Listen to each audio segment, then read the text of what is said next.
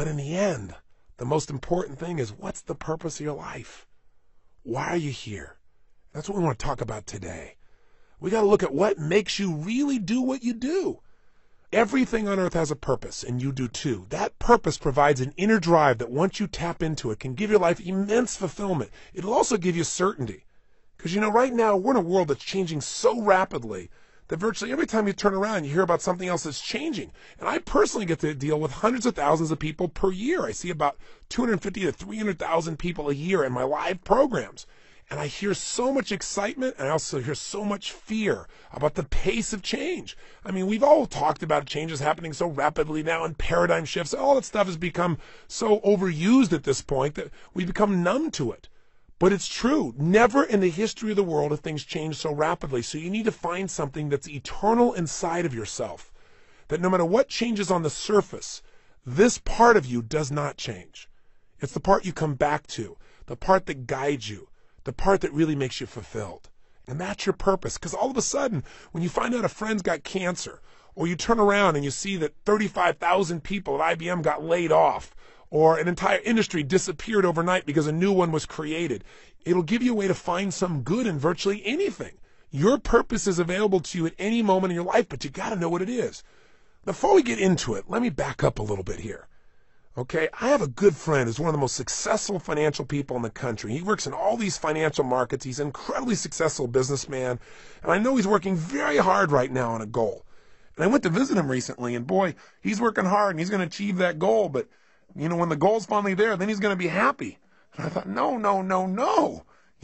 Each moment we've got to be able to find some sense of meaning for our lives, something that is significant, something that is useful. And we all know this is not a new conversation, but as your coach and as your friend in these tapes, I'd like to draw your attention to some things that maybe you already know but haven't thought about for a while. Maybe get you to put some of your focus into the most important area of life, which is enhancing meaning. See, all of us in life have to have a reason to be here. If all you're doing out there is going out and trying to achieve goals, and then you achieve them, then I'm sure you've run into that trip-up wire that says, okay, I've achieved the goal, and now what? Right? You achieve the goal, and your brain says, is this all there is? See, the purpose of a goal, as I've shared with you so many times, is not to achieve the goal. The purpose of the goal is what it makes of us as people, who we become. Ultimately, though, we have to have a sense that who we even have become has some kind of meaning. Without that, there's not a reason to live. There's not a reason to get up. There's not a reason to go out there and make it happen. What's really controlling this man's life is fear. When people say they're cynical or they're pessimistic, what they're really screaming out to you is, I'm scared out of my mind. I'm afraid to dream again. I'm afraid to think about what's possible. I'm afraid to really put myself on the line and say, I'm going to go for something. I'm going to stand for something. I'm going to put myself on the line in a relationship or in my business or my vision to make a difference in the world. Because you know what? Maybe at one time this person did that. Maybe they tried it several times and it didn't work and they got pain and pain and pain. Pretty soon they didn't want the pain, so they stopped dreaming. They stopped envisioning. They stopped coming up with meaning. Instead, they try to keep themselves away from the pain by saying, well, there's no meaning in it all anyway. But unfortunately, that gives you the ultimate pain because it gives you a life without meaning. And no one can live a life that's fulfilled without a sense of meaning. See, we've been put here for a reason. The question is why? And the answer, I think, is different for every one of us. It's different for me than it is for you, and yet it's the same. Every one of us has been put here. Every one of us is unique and different and special. And I believe our Creator, if I may use the word God, if I may, God has put you here for a reason. The question is, what is it? God does not create things without a purpose. Everything on earth serves a purpose. Why are you here? What are you here to do? What are you here to become, to create, and to give? These are some of the most significant questions that you can answer in your life. And even when you answer them, I'm sure that as your life expands, you'll come up with better answers as you get more experience and you get closer in touch with your own innermost being and maybe closer in touch with your Creator as well. You say, Tony, where are you going with this?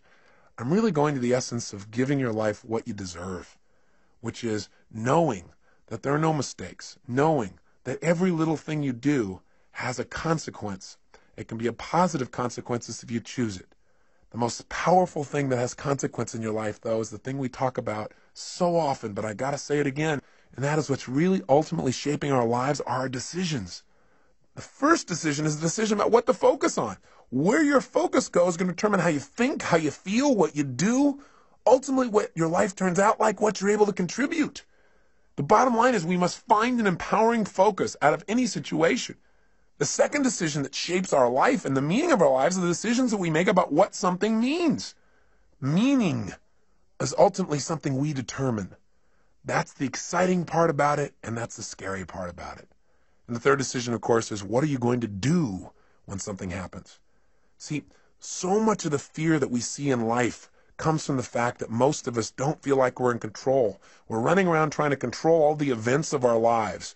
And every single one of us is going to experience multiple situations in our life, no matter how skillful we are, where we cannot control the event, where it's just not something that we can control because we didn't initiate it.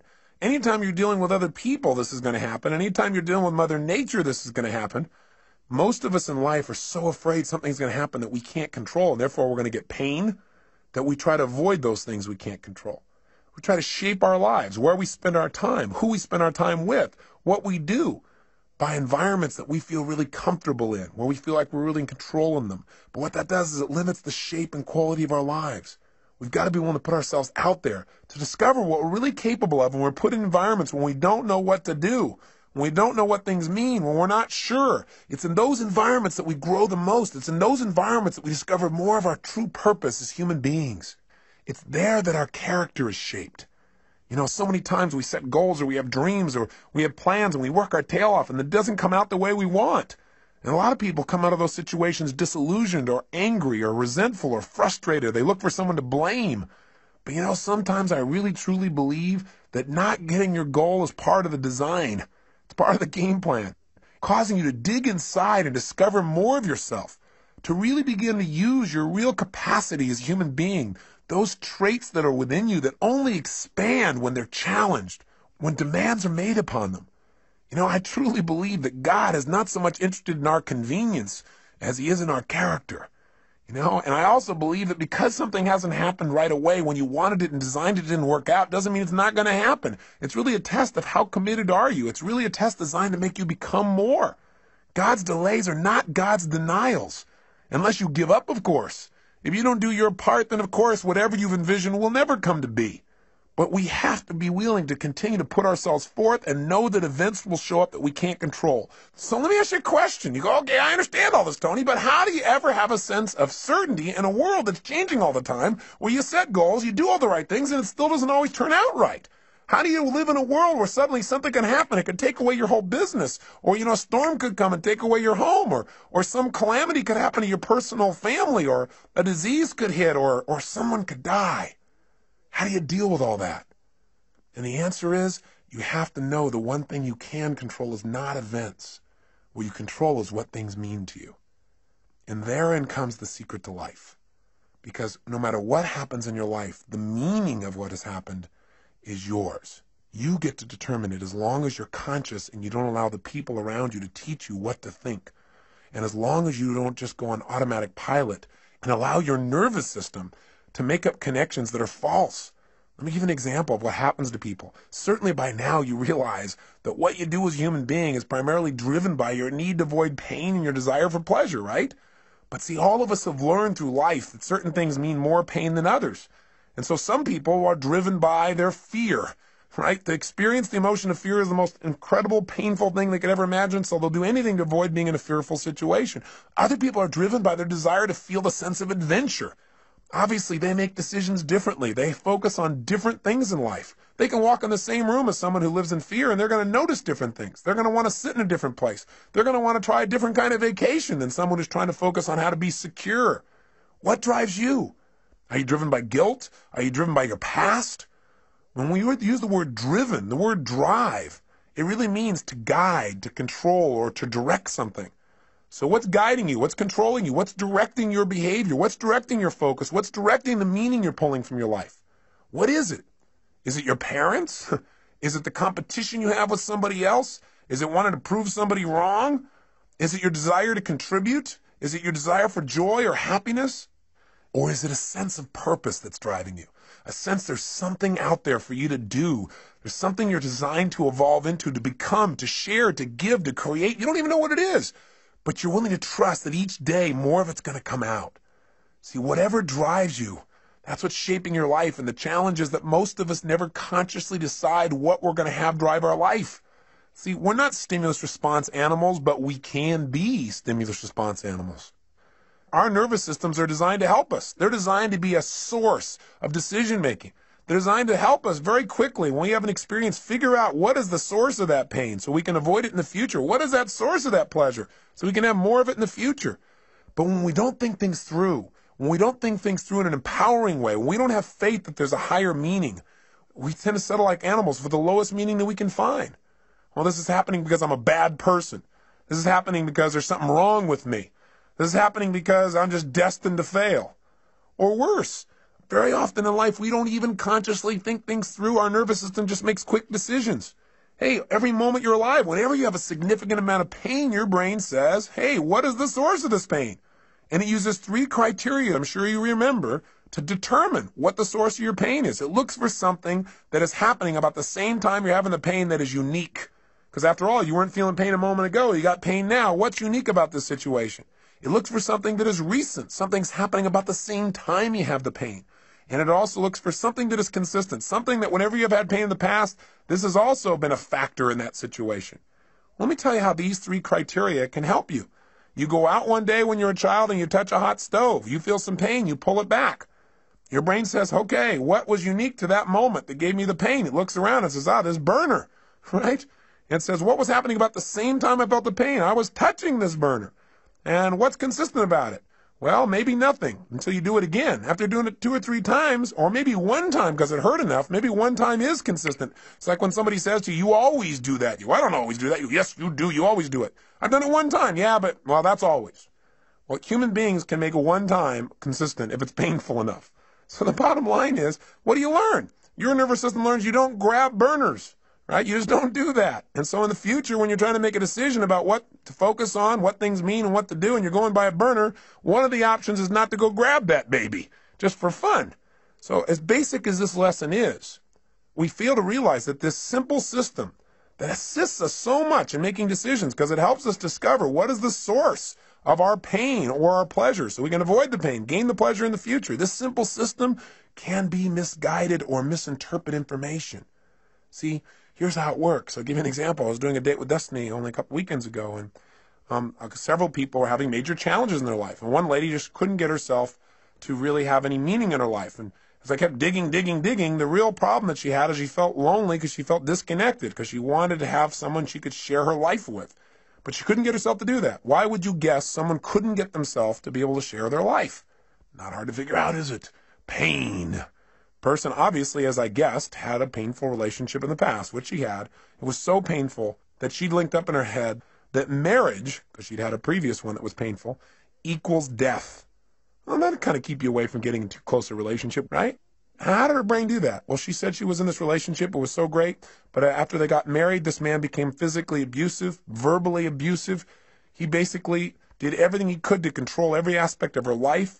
And the worst thing of all, when she finally developed the courage to divorce this man, he threatened not only her life, but he also threatened their own son's life. Now, when that happened, she got linked up. Marriage equals death to not only me, but potential loss of the life of my child. That's even more than the loss of her own life for her. Well, it's not too hard to figure out that if your brain says, why am I feeling this ultimate pain? And it looks for something unique and says, well, because I'm married. And then it looks around and says, what was happening about the same time I felt the pain? Marriage. And you say, what was consistent during the pain? You go, marriage. Pretty soon you're going to avoid marriage, but it doesn't stop there. Her brain also linked up that the cause of her pain was something else too, men. Because after all, what was unique? I had this man around. I was married to a man, right? And then secondly, what else was going on? Well, about the same time I was feeling the pain, I was with this man. And sure enough, what was recent? This man. Right about the time I had the pain, he was there every time. So sure enough, all of a sudden she's avoiding all men. But it didn't stop there. She also linked up that the reason she felt this pain was because she trusted. So as a result, her brain linked up unconsciously, if you trust, then you will die. Now, I would say to you the opposite is true. If you don't trust, if you don't have faith, then you instantly die internally. You may not die physically, but you die emotionally. Because anything that's worth living in life requires faith. It requires trusting. It requires knowing that you can get out of the chair and walk on this floor And when you step out on the floor, you don't stop and have to analyze, can I do this? And you don't weigh everything and think about your weight and the structure of the floor and what's underneath it. You just trust. Otherwise, you'd be immobilized. You have to trust to drive a car. You have to have faith to enter a relationship. You have faith to start a business. You have to have faith when all of a sudden somebody at this company says these 35,000 people are gone. You have to have faith that if you're one of those 35,000, that there is a better plan for you and that you will now act on that faith and take action and find that better plan, that better solution for your life. You must have that. When you lose trust, you lose meaning. When you lose meaning, you lose your life. Again, maybe not physically, but certainly emotionally. And when you lose it emotionally, the physical loss of life often is not that far behind. Medical researchers are now proving that the mind-body connection is not some psychobabble, but a physical reality, that the way we think and the way we feel about our lives affects us physically. In fact, Dr. Chopra recently shared with me that there was a new study that was done in the state of Massachusetts where they began to study what causes someone to die of their first heart attack before the age of 50, where they never get another chance. In other words, what was the number one risk factor they wanted to know? And they assumed that what would cause someone to die from just their very first heart attack, never get another chance, would be a person just had so much cholesterol in their body wasn't able to recover. And they found out that was not the number one risk factor. Then they thought, well, maybe they had diabetes. Maybe it was more of a genetic factor. They once again disproved that theory. What the Department of Health, Education, and Welfare for the state of Massachusetts states in their article clearly is the most important risk factor to determine that you will die of your first heart attack and not get a second chance is what they call job dissatisfaction. You got to have a deeper meaning for your life than, oh, I'm on that grindstone again, or I'm on that treadmill. No wonder most people in life turn to alcohol or drugs or television. And even then they can't find something to entertain themselves. Even then they don't sense any fulfillment because distraction does not create a life of significance. Distraction does not create joy. Distraction will not give you what you're seeking. Drugs will not change your life for the better. Right? What they'll do is hurt you. They'll create pain. And there are all kinds of drugs. Anything that doesn't expand you as a human being or allow you to share more love and joy with others in a natural way that enhances your physiology and your mind, your emotions, and your spirit is something you probably don't need. You got to grow. You got to expand. You got to contribute. You got to know that you're here for a purpose. There are no mistakes. There is a meaning. Even if you haven't found it yet, you must discover it. And you know what? For most people, they don't discover the meaning of their life until their life is over. What a sad place to be. Or until they have a life-threatening illness. Or until somebody very close to them that they love is about to leave them. You don't have to wait for the pain to discover the meaning. So how will I know when I found the purpose of my life? You decide what it is. You discover it and you decide this is it. And maybe later on I'll refine it. I probably will. But for right now, this is why I'm playing the game of life. This is what it's about. Every day, if I'm just being this way, if I'm just doing these kinds of simple things with other people, with myself, then I know I'm on track. I know there's a reason for my existence. We all have that. And I know you know the story of Viktor Frankl, right? The man who wrote Man's Search for Meaning. Here's a man who's in a Nazi concentration camp with pain everywhere around him, knowing at any moment he could be gassed or maybe spared. And if he was spared, he'd have the unique privilege of going out and taking the dead bodies out of those gas chambers, putting them in the big ovens. Talk about intense. And yet somehow in the midst of that pain, he found a deeper meaning. The meaning was that even though he was in pain in the moment, that somehow, someday he would survive this and he would come to share the story so that this would never happen to other people in the future. He couldn't find a meaning in the moment. He found a meaning in the future. And for most of us, the meaning that we want for our lives is here today, and it's preparing us for an even greater meaning in the future if we'll just use all of our life's experience, the pain and the pleasure, to become more, to prepare ourselves for whatever it is that our Creator has brought us here for, to prepare ourselves so that at the moment of truth when we are needed, we will deliver. And my real belief is we're going to be delivering all along the way. It isn't something that someday you're going to do. It's something you every day are doing. You know, my former spouse, Becky, just recently lost her father. And it's been a tough time for her because in a very short period of time here, she's lost both her mom and her dad. And that's an event you cannot control. And God knows we tried. You know, 3 years ago when they told us that her father had cancer, they told us that he would die within a period of anywhere from 3 to 6 months. And we just did not allow them to tell him that. For the obvious reasons, you know what I believe from all the people we've learned from everyone from Dr. Bernie Siegel to Norman Cousins to Dr. Deepak Chopra. We understand the mind-body connection. If someone decides that because they have some dis-ease in their body, what it means is they're going to die, then of course they will. And fortunately, he never found out that diagnosis. And what we did is we kept making sure he had a compelling future. He had a sense of meaning, a variety of things that he was needed for. And it was amazing how he physically responded. We had a trip scheduled for him to go to Fiji on, which he went on, and talked to him about how we needed his help with our resort there and helping some of the Fijians in the garden, because the garden for him created so much meaning in his life. It's about supporting, about nurturing, about helping life along a little bit. And so that he was excited about, and things we wanted him to do with his grandkids. And so we kept giving him compelling futures, and sure enough, 3 months went by, he was healthy. 6 months went by, he was healthy. A year went by. And through a variety of interventions, pretty soon he seemed to be better, until just recently when we started getting phone calls from his neighbors. He lived up in a place called Rand, Colorado, a little town with 14 people in it that he's been a major part of for years and years. And they started to call us to tell us that they didn't think he could take care of himself anymore. So we flew out and brought him back here. And the first few days he was in phenomenal shape. It was like he was completely restored, being around the grandkids and being in the environment. He was all excited to share about things that happened in his little town of Rand that he helped to create there, about the calves that he helped to deliver, and about the planting season and how they're helping people through the winter and some of the stories they've been telling. And he was just totally alive. And then we took him to doctors for a series of tests. They said they wanted to keep him overnight. The next day we called and I spoke to his main doctor, and he said it looks like he just has a form of meningitis. So he said that'll be really easily treatable and he should be okay. And he said, don't worry. He said, we're just going to do a series more tests because he's a bit dehydrated. He lives at an altitude of about 11,500 feet, and he's not drinking enough water. And he said, we're going to run a couple more tests, he said, next day. He said, but I think he'll be fine. He said, I have to go out of town. He said, my, partner doctor will be working with him. So he said, I've passed on all the information. You can check in with him tomorrow. Well, the next day, Becky went to go see her dad, and I was out doing a seminar. And I got a phone call, and the phone call was that they'd done additional tests and that they'd found out that the cancer had spread throughout his spine and into his brain. And while it wasn't treatable before, when they told us 3 years ago, it's certainly not treatable now, and that they thought he would die within weeks. The worst part was, though, that they also told this to him before they told it to Becky. So he had no one there to support him through the process or to give him other options. When I found this out, I became so angry with the doctors because I focused on how he'd violated what we asked him to do, and how the other doctors should have told his partner doctor not to tell him yet, to allow us to talk to him, to prepare him for this situation. That it was so harsh, it was so unfair, and the meaning of it was that it was going to really harm him, that all of a sudden he would give up hope.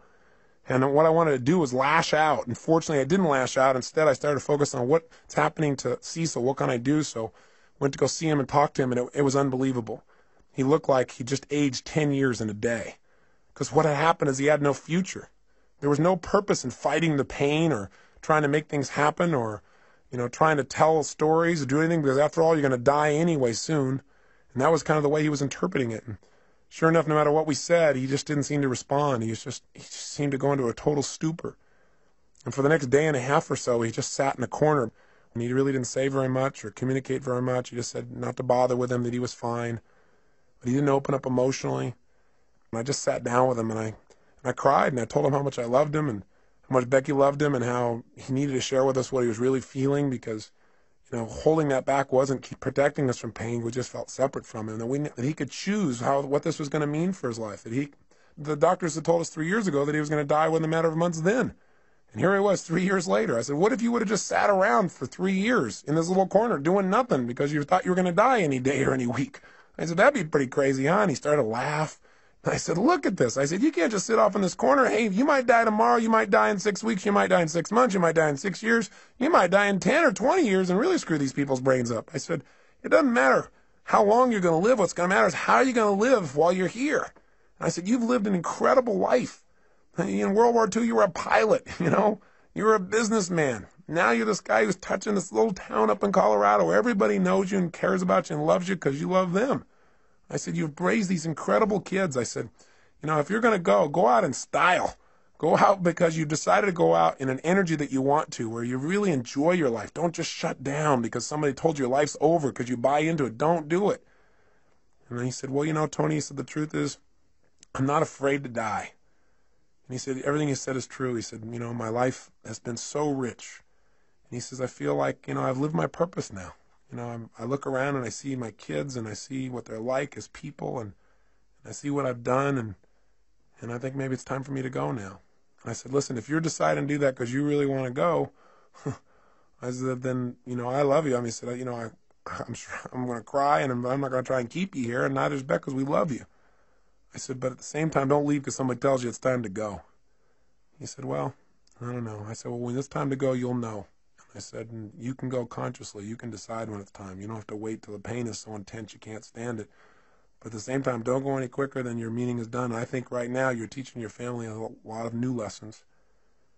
He said, yeah, that's probably true. I said, so what do you want to do? How do you want to do things? I said, let's get your fanny out of here. Let's get about. And we had this great conversation and talked about all kinds of things. I won't bore you with the details, but I let him know that he never have to worry about his daughter and that she had become the kind of person he could always be proud of. And it was amazing because the next 3, 4, 5 days he came to life. All of a sudden there was a purpose in things again. All of a sudden he was alive. He'd go out by the pool and tell stories and so forth. And he went over to the polo grounds and did all kinds of just really great things. And then I went away for a seminar and I came back 2 days later and it was like he was gone. He could barely even talk. He's having a difficult time holding himself up. We had to have round-the-clock care for him. Pretty soon he wasn't able to carry on a conversation. He would start talking gibberish and start seeing things that were invisible and point to them. And we could tell the end was coming. And as the end started to come, there was more and more pain and tears, and we felt it all. And I also, at the same time, reminded ourselves that, hey, we're making this thing that it's lost because of our short-term thinking about this man and his body and his presence, but his life will live on beyond his physical presence here. And for him, what it probably means is freedom. Finally be free of the painful body he's been in for so many years. For him, it's a chance to be with his wife, Becky's mom, a chance to be with other loved ones. There was another meaning that could give you joy at the same time you're feeling pain. And so we try to focus on those. And then one night I got home and all of a sudden I was called by the nurse and she told me that Becky's dad had just passed away. And I had to share it with Beck, and we cried and we talked, and at the same time she felt an incredible sense of peace for him. It's amazing how instantly how we felt could change just by changing what we focused on, from our loss to his gain, to the feeling of joy for him to be free.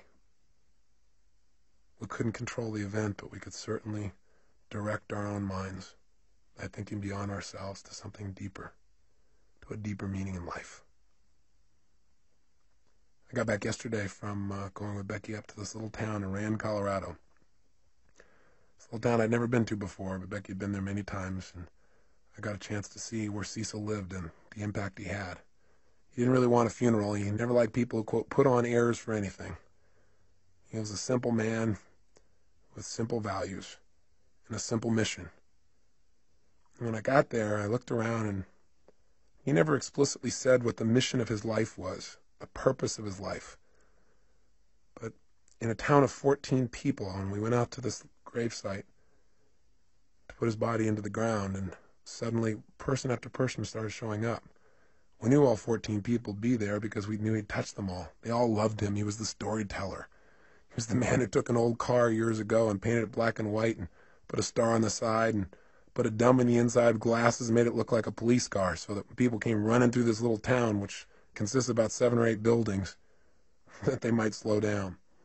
His house was called the Rand Yacht Club because he invited everybody up for coffee every single morning, at least 300 days a year. Figured out how he could tell them a story and cheer them up.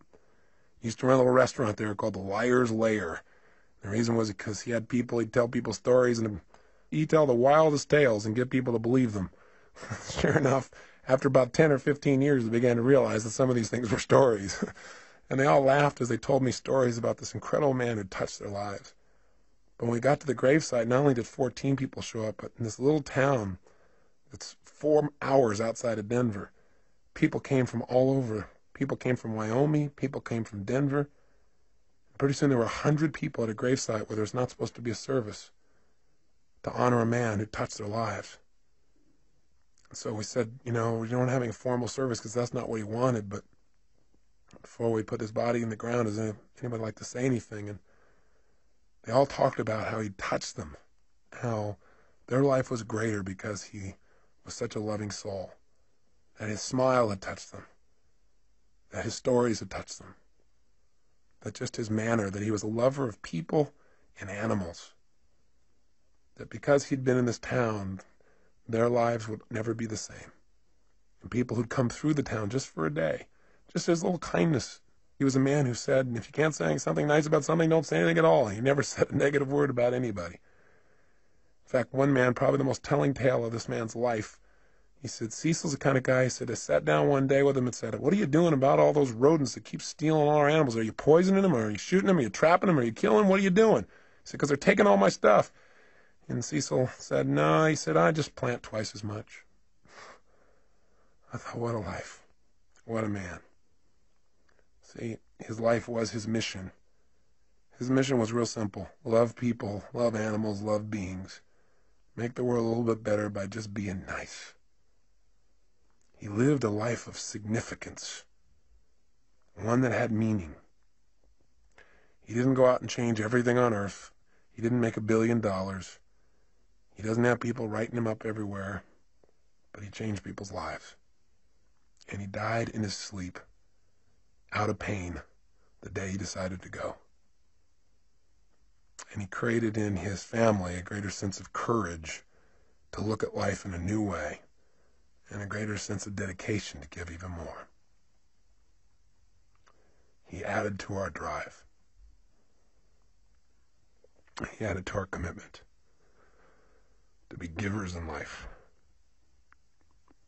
as he was to any soul who had the privilege of coming across his path.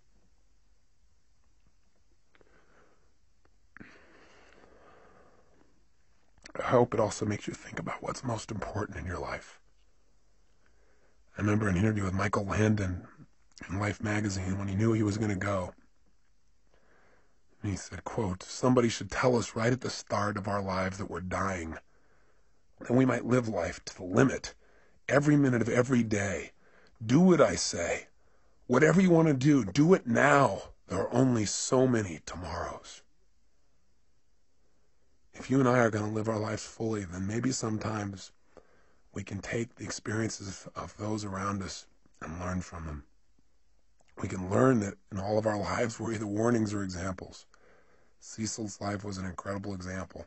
He didn't think anything in life was insignificant.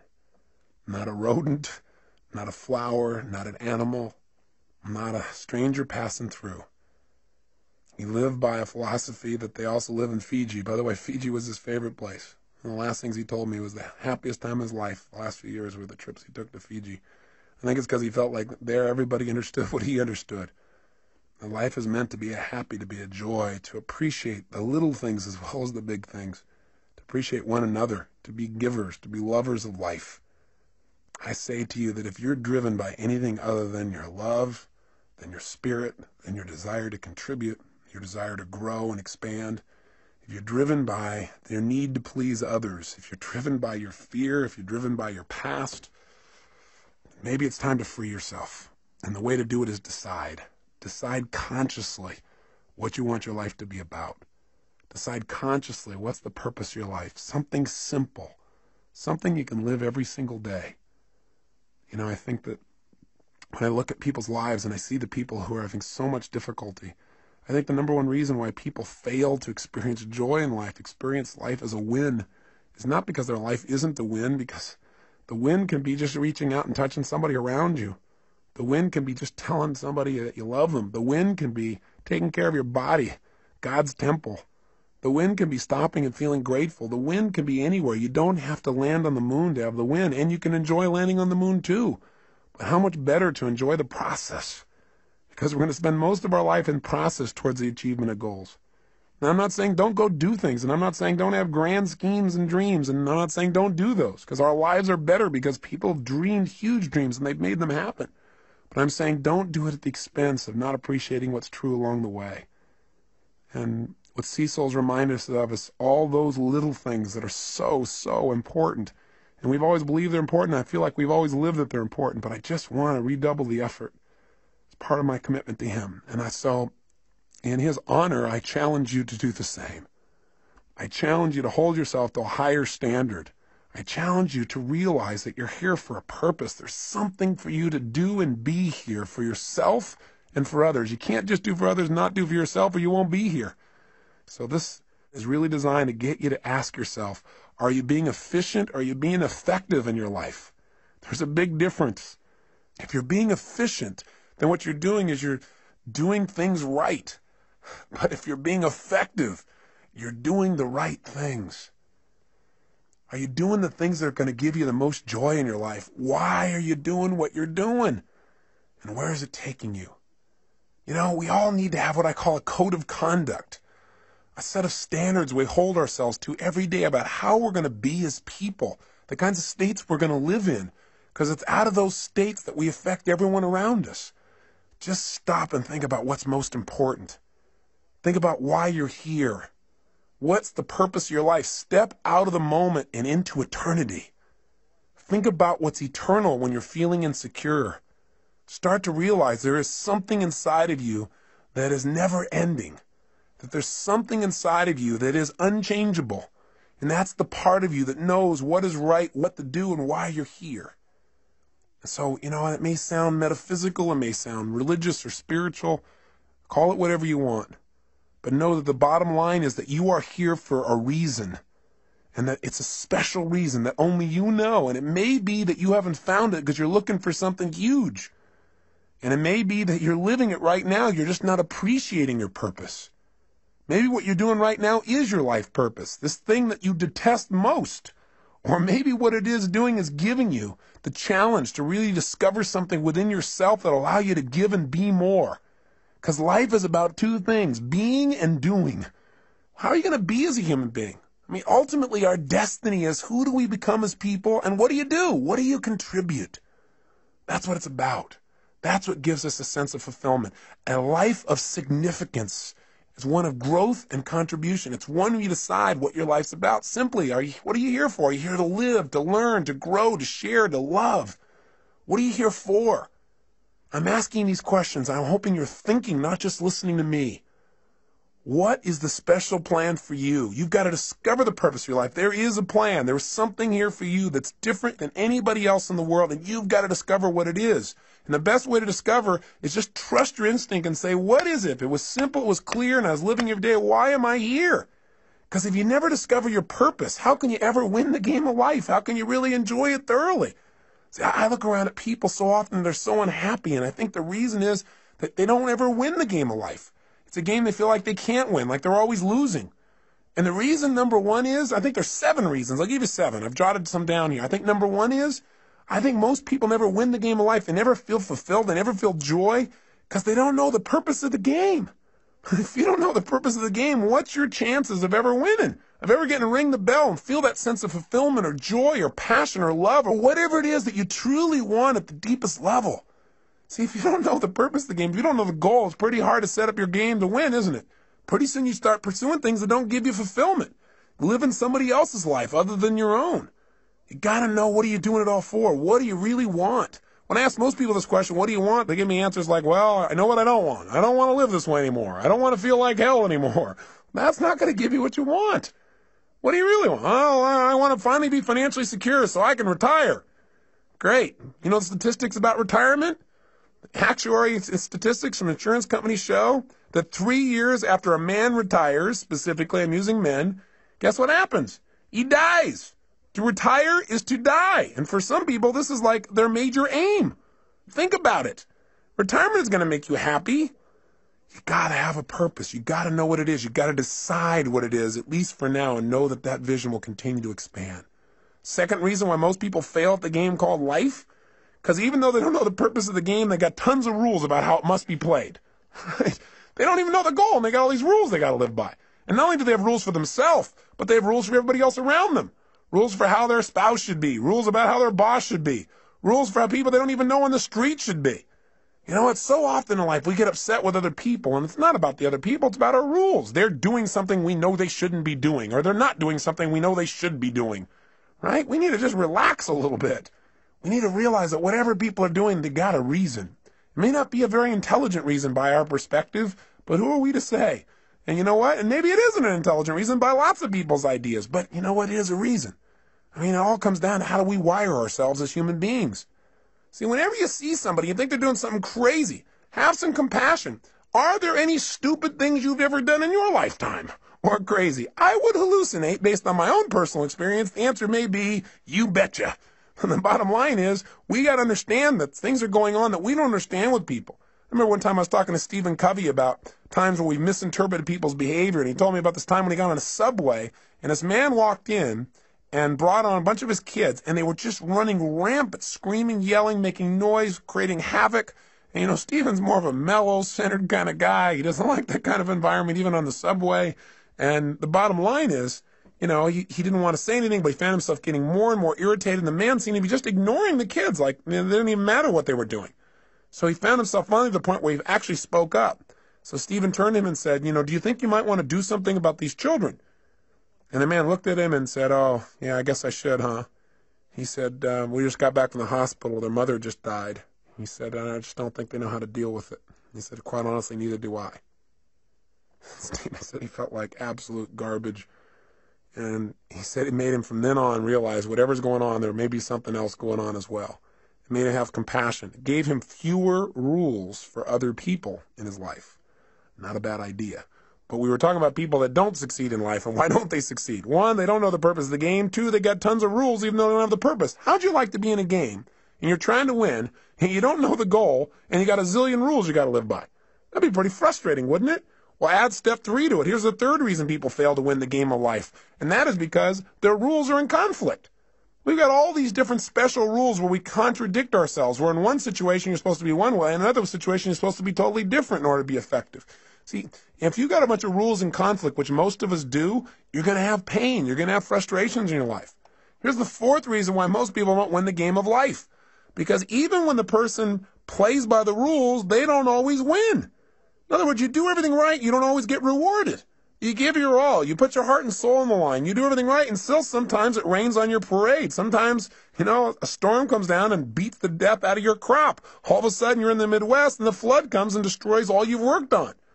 You know, that kind of messes your brain a little bit. You start saying, hey, you know, why even try? There's no meaning in this. Everything I do is for naught. That's worthless. Not realizing there's a deeper meaning. There's a meaning beyond the moment. That what's happening in this life right now, this event you can't control, whether it's the loss of a father as Becky has gone through and a father-in-law as I have, or the loss of a business, or anything that seems to be a loss, is a gain if you ask yourself, how can I use this? What else can this mean? If I can't use it today, how will I use this someday? How can I turn this into opportunity? How can I make myself more? How can I use this pain to sculpt my soul? What can I do right now to move myself forward? These are the kinds of questions that will support you instead of woe is me, why this have to happen? You'll never get an answer to those. Those questions will leave you in an endless loop. Here's the fifth reason why most people fail in the game called life. Sometimes you break the rules and you win. Oh my gosh. You do something you know isn't right. You do something you know you shouldn't do, something that's against your own values, against your own way of doing things, and you get pleasure. And your brain goes, hey, maybe there's some new rules out here. Maybe I don't have to live by these rules. After all, when I worked my butt off and did everything right and held myself to this high standard, I got pain, I break the rule, and I got pleasure. Maybe this is how it's really wired. Maybe I ought to just take a look at life being this way. You know what it does? It takes you away from your higher purpose. It takes you away from what's most important in your life. And while you might get pleasure in the short term, you give up that sense of dignity within yourself that says you're doing the right thing. That's what causes more people to fail in life than I think almost anything else. Because the ultimate pleasure in life requires sometimes short-term pain to get to it. And that ultimate pleasure is who you become, what you contribute, and the experience of life that you have because of that growth and contribution. The sixth reason why most people fail the game called life is because in order to win this game, you got to work with 5.5 billion other people who all have the wrong rules. They don't know the purpose of the game either, and they are real clear that there are certain rules you must live by. We all have different rules because we've all learned different ways of getting out of pain and into pleasure in life. We got to learn from one another. And finally, the seventh reason why most people fail the game called life is because they think it's a life and death game. And you say, well, it is a life and death game. Well, I'm the first person to agree that this is not a practice session. This is the real thing. That's why we got to live it full on. But if you think everything is life and death every moment, you put so much pressure on yourself that you truly will not live life. You live in fear. And that's no life at all. How do you live life and win the game?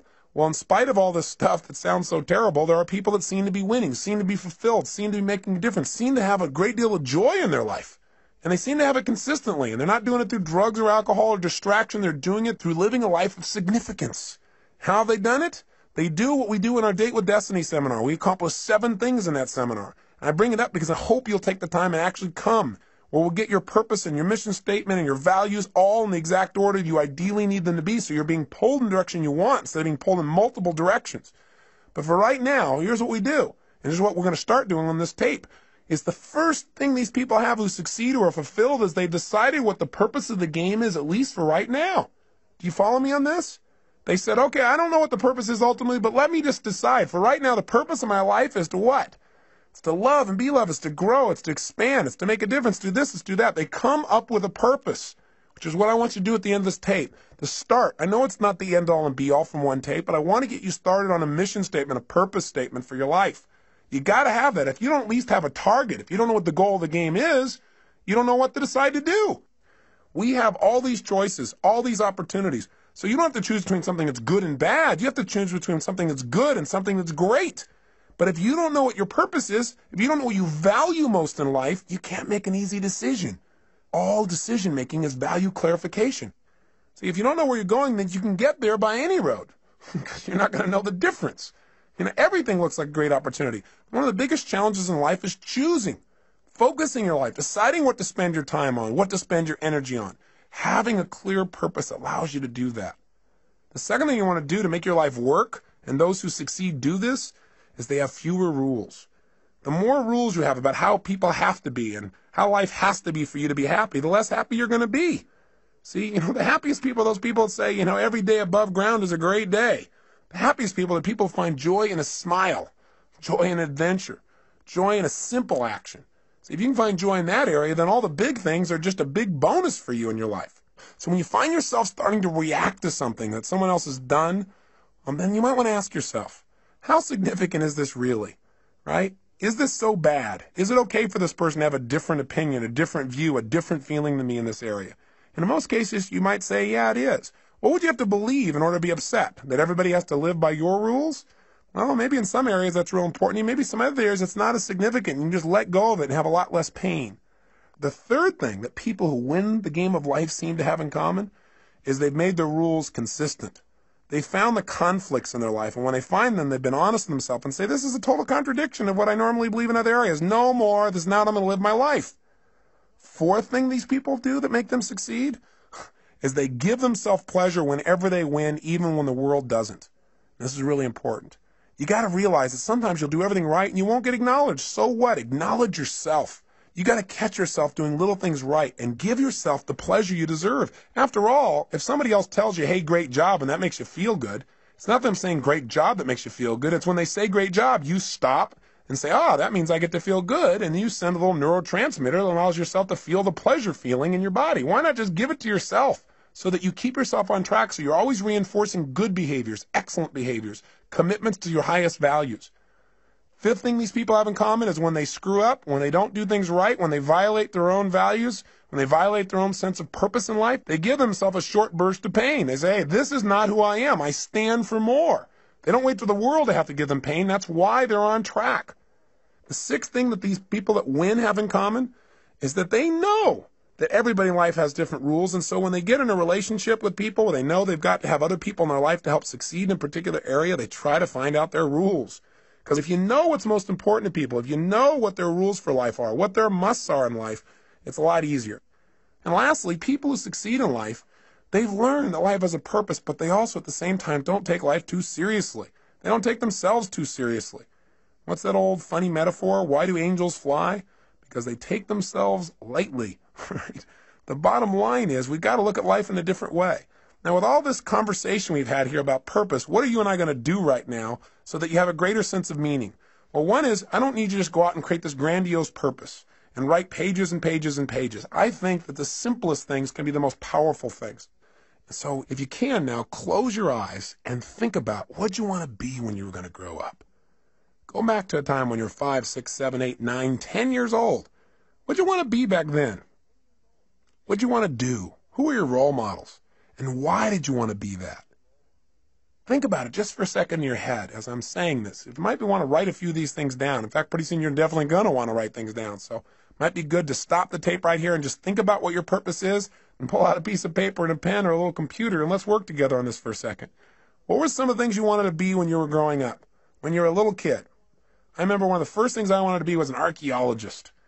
Now, whatever you wanted to be, here's the question I want to ask you. Why did you want to be that? In other words, what was the feeling you were hoping to get from that? What were the sensations? What were you wanting to be and do? What were you wanting to get from that? And when I think back and I think about what I really want to be as an archaeologist is I wanted to discover things. I mean, that was the biggest thing. I wanted to discover things that had not been discovered before, something new, something unique, something different. And I wanted to share that with people. I wanted to be a person who went out and discovered and then shared that discovery with others. And you know what's interesting? I'm doing that today. I'm just not sticking my head in the sand and doing it. I'm doing it by sticking my head in other people's brains and finding out what makes them tick and find out what makes me tick and then sharing some of that. But that feeling, that same feeling that I wanted then, I found a way to do it today in a new way. And so I challenge you to think about what was it you really wanted from that. Then think of something else you wanted to be when you were growing up. I wanted to also be a police artist later on. Remember that? You know, those guys that draw those pictures, and show people and catch the bad guys. And why did I want to do that? What did I want to get from that? Oh, gosh. I thought about it. I said, well, I wanted to create. I wanted to be creative, and I wanted to help people. I wanted to help people do the right things. I wanted to get people out of their pain. I wanted to catch the bad guys. But most importantly, I wanted to create and help people. Well, guess what? I found a way to do that today, different than I originally thought, but the same purpose is there. Now, maybe it's not the same purpose for you for all the things you want to do. Maybe they have a common thread, or maybe they're different threads that are important. What else did you want to be when you're growing up, and why did you want it? What feelings did you hope it would give you? What did you hope would come from it? Think for a second. I'll give you another one of mine while you're thinking, try and trigger you. What else I wanted to do? Well, I wanted to definitely be a rock star. I wanted to be able to entertain people, to change their emotional states, to use my voice and my face and my body to give people more passion in their lives. And now I've found another way to do that. Plus, I get to work with some of these people. The other day, I got a chance to go to the Aerosmith concert. I kind of grew up listening to those guys. And I found out that Steven Tyler and some of these guys are fans of mine as well. Went backstage and I met Tim Collins, who's their manager, and he told me a phenomenal story. He said that years ago in the early 80s, when Aerosmith was in really bad shape, the guys were hooked on heroin and they were losing everything financially and the group had broken up, that he decided he was going to turn it around. And he read 2 books, Think and Grow Rich, and a little book called Unlimited Power. And he said that what he learned there gave him the inspiration and some of the tools and strategies to get himself off heroin and coke. And then he did a group intervention and helped the other guys do the same. And these guys are now on a mission. They're totally clean. And they're Evian water drinking guys that are out there sharing their rock and roll and their message, and they're doing it healthfully. I got a chance to meet Steven Tyler, who's just an incredible guy. I mean, these guys have been touring for 23 years, giving their all passionately every day. I feel like they're brothers. And it was really interesting because he said, I watch you on TV all the time. I feel like we're walking the same path, And he said, I listen to your tapes. And he said, we really have the same mission. He said, do you think you'd get together with us and do a gig for us? I said, what do you mean? He said, well, the guys on the weekend. Could you maybe do your gig for us so we could all participate on the weekend? I started laughing. I pinched myself. I said, oh, cool. Now I get to do a gig for Aerosmith. I'm not out there rock and rolling, but sort of I am. I'm working with the rock and rollers. So it's fun. So my point is, maybe you're not doing what you originally envisioned, but maybe you'll find a way to do it even better if you have some faith. Maybe if you keep developing yourself and you know at least the emotion you want, the contribution you want to create, you'll find a better way. Most importantly, before you can find the way, you got to know the essence of what it is you really want. What is that purpose? That's what I'm really asking you about.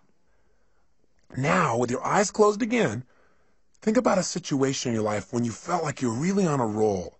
You know the kind of situation I'm talking about, where you just felt incredibly good. You had great feelings, where things were just flowing and things were effortless. When you thought to yourself, wow, I love this. This is what life's about. I love this. This is it. This is it. This is what life is really about. Can you remember a time like that in your life at any age, young or old, where you really felt like you're in that flow? You thought, this is it. This is what life's about. Think of a situation like that right now. Remember that time. Step back into your mind, back into your body like you were then. And look through your own eyes as you were then when you felt like this is what life's about, and see what you saw. Hear what you heard. What were you doing? What were you feeling? What were the states you were in? What were you experiencing? Yeah, think about it. And tell me, what is it? And was there anything in common with this, with some of the other things you wanted to have in your life, the feelings you wanted to have? Maybe you wanted to grow or create or contribute or discover or expand or challenge. What is it? Love. What were the feelings and what were you doing? And then when you get a sense of what that was, then think about this. Think of another situation in your life. Think of a second one when you felt like you were on a roll at some other point in your life, when things were flowing, when you felt this is it, this is what life's about. I love this. Think of another time like that and step into that situation as well. Step into it right now. As you step in that situation, look around, see what you saw then, hear what you heard then, feel what you were feeling then. What was happening in that moment? Not just what you were doing. Notice what you were doing. Were you creating or writing or speaking or communicating or manufacturing something or studying or learning? And what were you doing? But also, how were you feeling? What were the states you're in? And what were you doing for others if they were involved? Were other people involved? What was the process? How were you being and what were you doing? Feel it in your body. Is there anything that is similar between this and the last experience?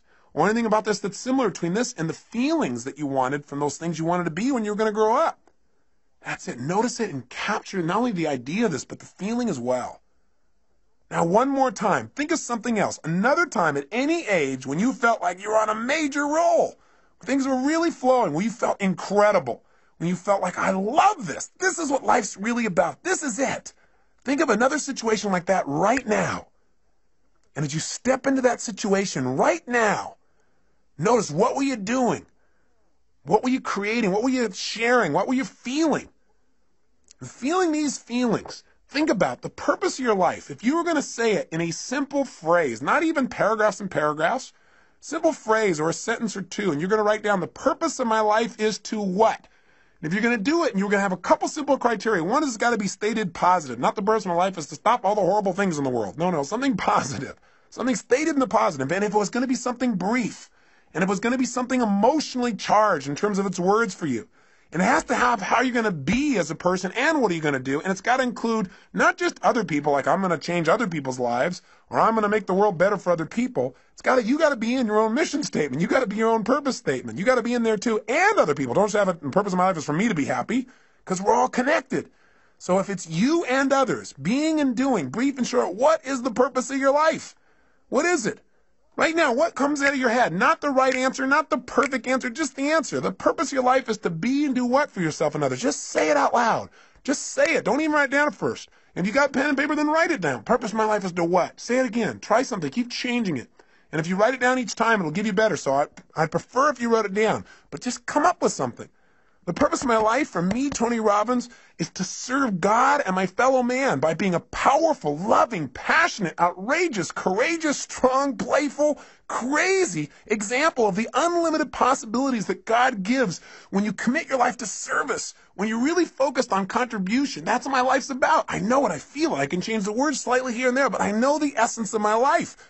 And you've got to know what that is for you. That is what will help you to make the decisions. That'll give you the motivation to get up early and stay up late. That'll make you connect with people in a way you've never connected before, but you got to know what it is.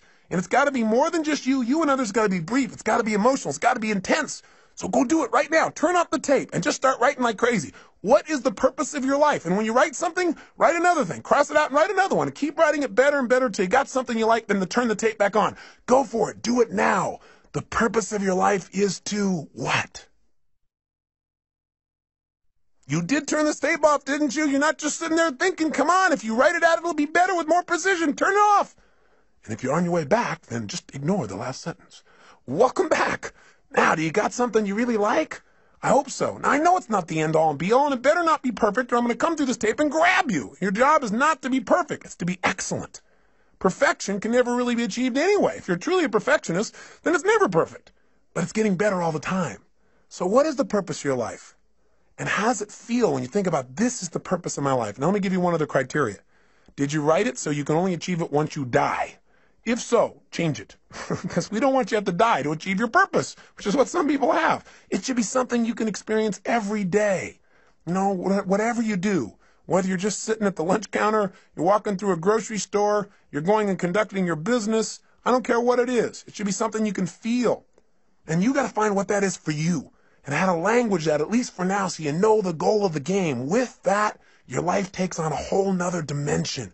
So as you go out over the next month, try something. Take this purpose statement and keep it in front of you.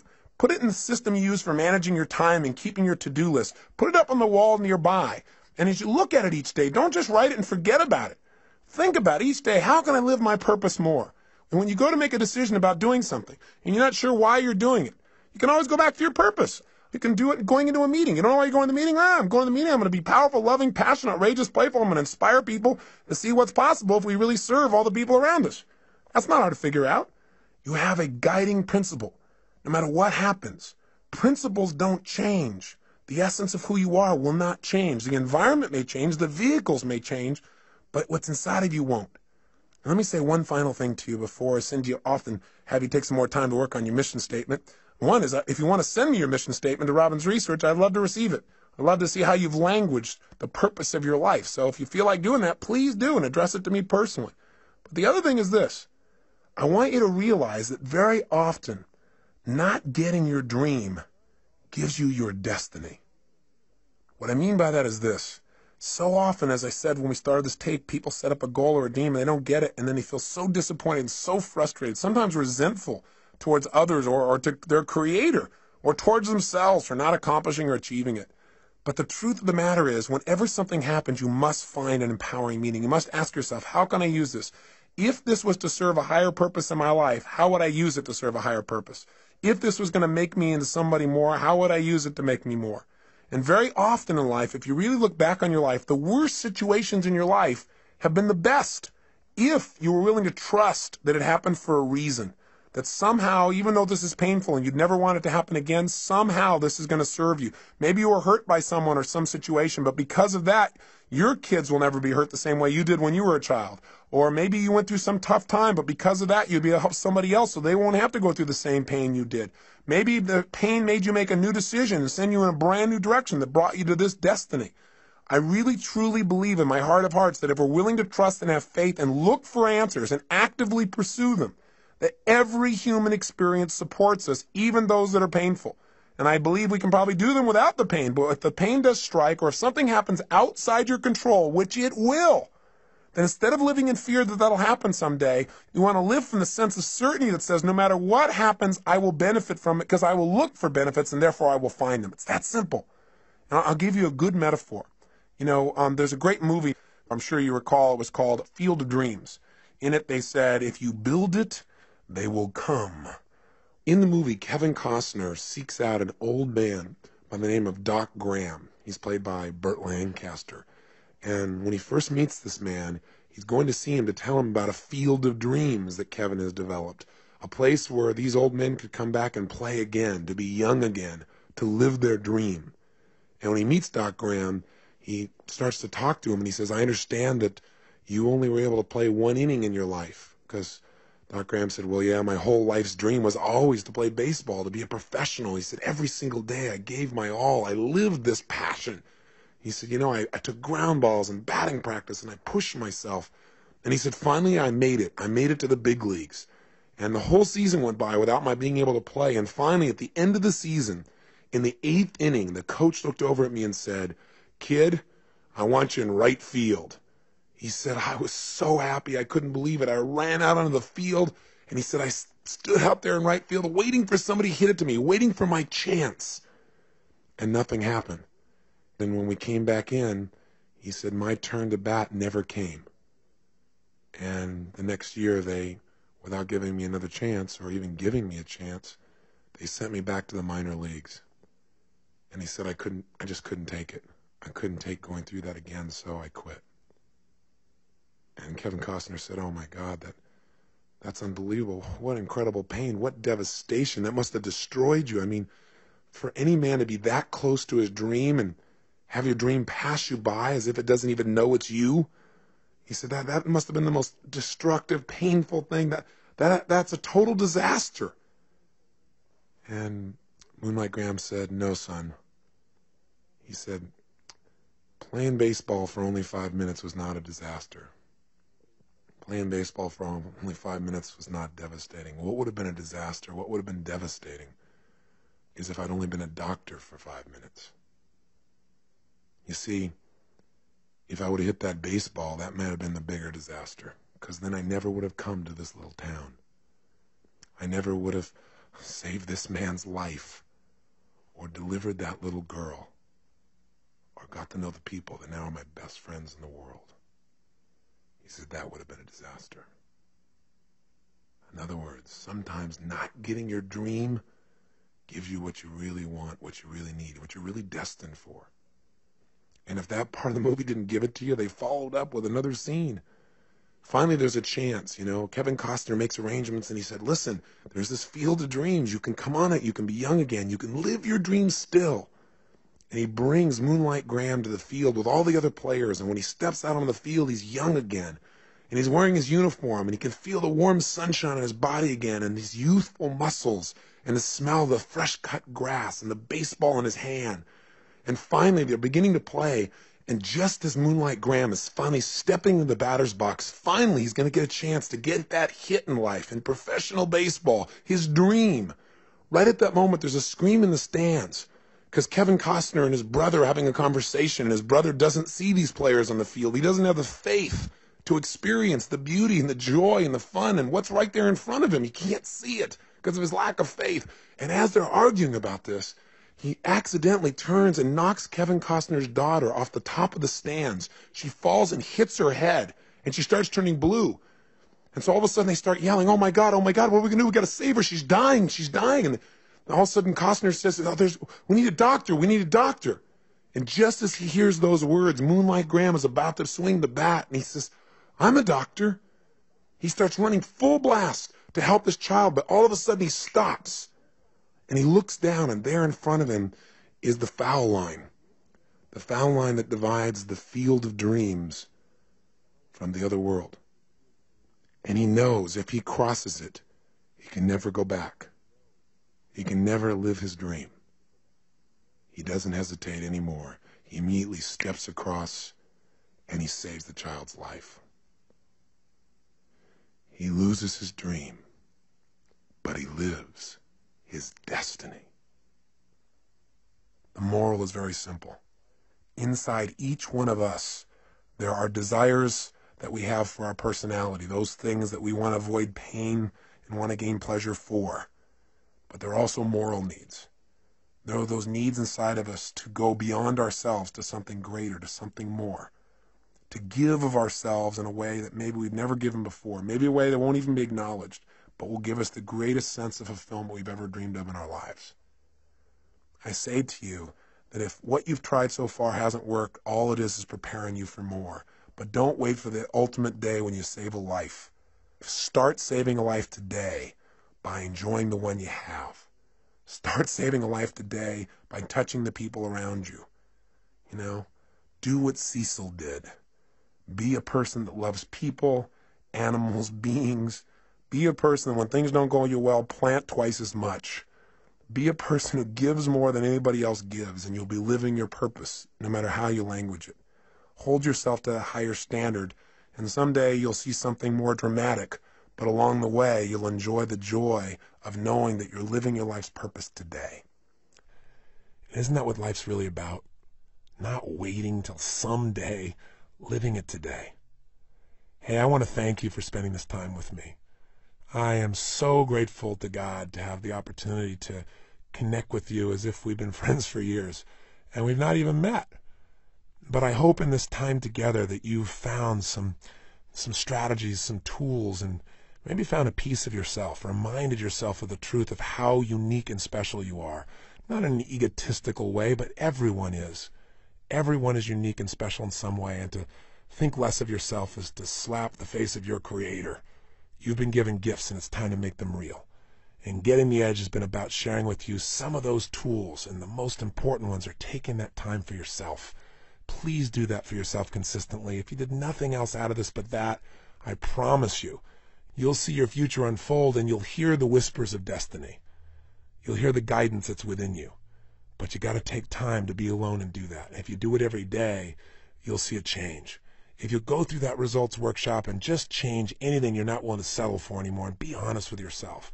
If you take and make those relationships magnificent and not settle in this area either, my God, everything in life changes when you've got someone to share it with that you love.